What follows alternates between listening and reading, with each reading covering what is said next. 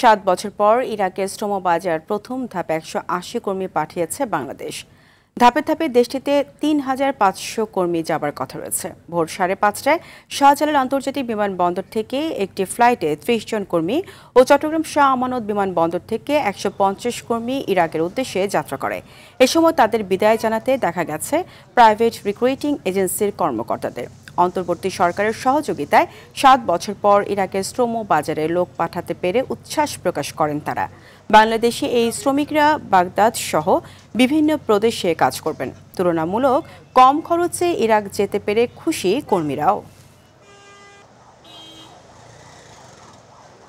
দীর্ঘ 7টা বছরের উপরেই লাগিয়েছে আমাদের এই বাজারটা ওপেন করতে। সেটা ওপেনের জন্য আমাদের বাংলাদেশের বর্তমানের রাষ্ট্র পরিচালক যিনি আছে তার সহযোগিতায় ইরাকের বাজারটা আনুষ্ঠানিকভাবে উপস্থিত করতে পারছি আমরা।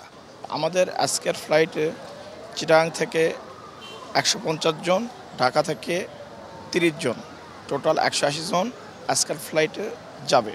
2.5 লক্ষ টাকা নিচে 40,000 টাকা বেতন। আমার অনেক ভালো কোম্পানি, অনেক সুযোগ সুবিধা আছে।